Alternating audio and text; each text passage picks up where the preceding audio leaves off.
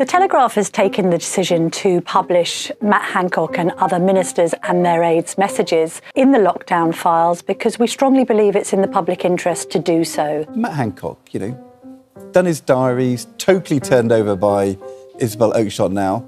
Don't you feel a little bit of sympathy for him? No, I don't.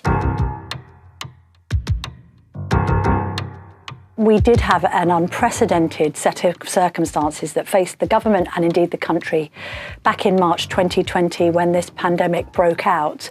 And subsequently, there's been a huge amount of scrutiny, not least in this newspaper, of some of the decisions that were taken. And we believe that in the interests of openness, transparency and accountability, the public has a right to know some of the discussions that took place behind the scenes that informed decisions which affected people's lives. I mean, there are some stories in journalism that aren't a matter of life and death, but this one was. And the decisions that were taken in the first 3 months of the pandemic arguably cost more than 20,000 people in care homes their lives. They cost, you could argue, the educational life chances of a generation of children. And they cost small and medium-sized businesses money on their profit margins that they may never be able to recover from. And not least did it cost the British psyche enormously to be locked down for weeks and months on end and be made to wear masks when there has always been a question mark over whether the science was actually followed. And what we're trying to do with these lockdown files is show that at times this part of the narrative suggests that far from following the science, actually public health policy was made up on the hoof, perhaps out of necessity because of the urgency of the situation, but also perhaps out of a degree of political expediency. Was it right that decisions were made at the last minute on, say, the admission of people into care homes and Mr. Hancock deciding against Professor Whitty, the Chief Medical Officer's advice, that only those who are coming from hospitals should be tested and that those coming from the wider community shouldn't? Was it right for decisions to be delegated to care homes to decide how they were going to test those coming into from the community, if at all, and how they were going to segregate them?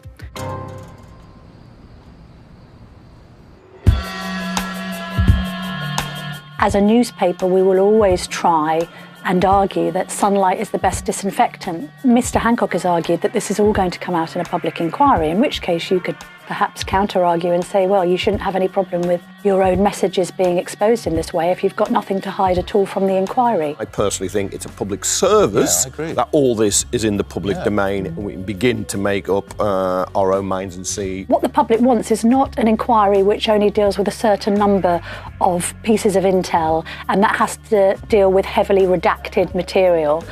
We also think that justice delayed is justice denied, and if there are any lessons to be learned, to use the stock phrase from the finding of most government inquiries, is that they take too long to report back to the public. Sir Keir Starmer has said in the House of Commons earlier today at PMQs that surely this investigation makes it far more urgent for there to be a public inquiry. We can't wait years. It's got to provide answers within months, and I think this newspaper would agree with that analysis. The Kovid inquiry has already cost the taxpayer £85 million and hasn't heard from a single government minister yet.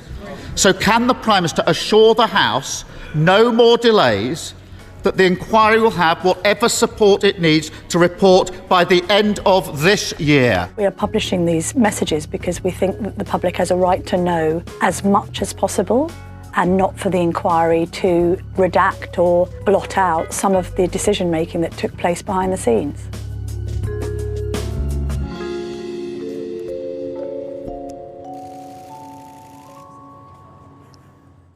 You will no doubt have read the piece by Isabel Oakeshott, who is the journalist that obtained Matt Hancock's messages from WhatsApp, because actually the former Health Secretary gave them to her in full.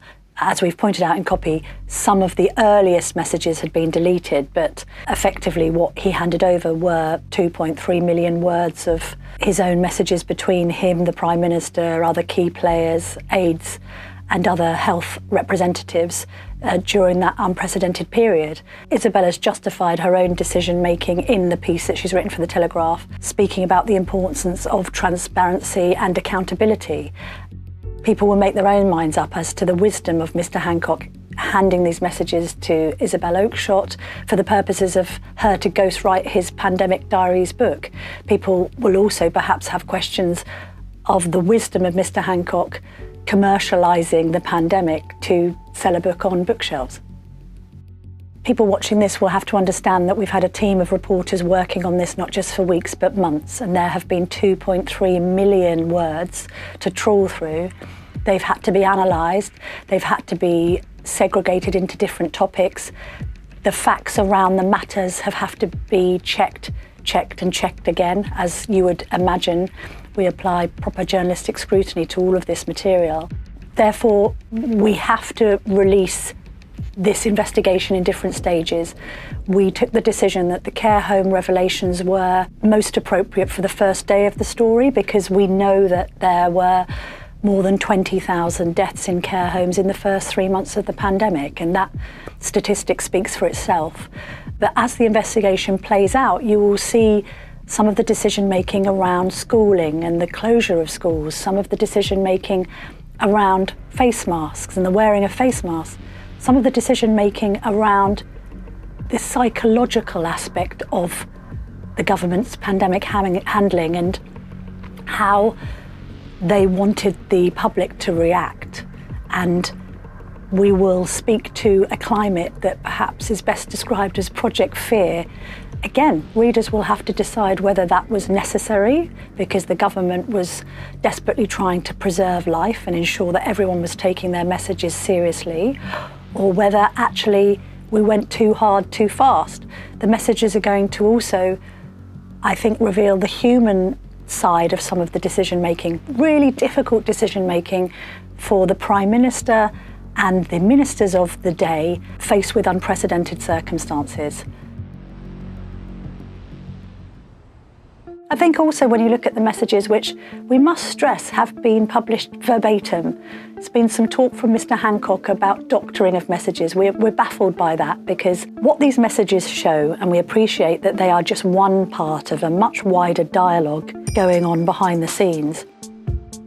There was a degree to which government was being carried out by WhatsApp, that snap decisions were being made often at the last minute amid a flurry of instant communications. And I think the public will understand that, of course, people will now communicate, even at the highest echelons of government, on an instant communications app. But was that, with hindsight, the right way to have made some of these decisions? In the old days, you might say that governmental decisions of such enormity would be made by committee, or at least with briefing papers and notes. I think Telegraph readers understand that there wasn't the time for that. But did that mean that a degree of a cavalier attitude set in as people were firing off messages and perhaps rushing decision-making, maybe because the pandemic demanded that expediency, but maybe that meant that the proper scrutiny that was needed wasn't applied? We're trying to say to the public, you can read these messages now. We're supporting the openness and transparency of a process that affected the lives of every single person in Britain, and it's up to you to make up your minds whether the government did a good job.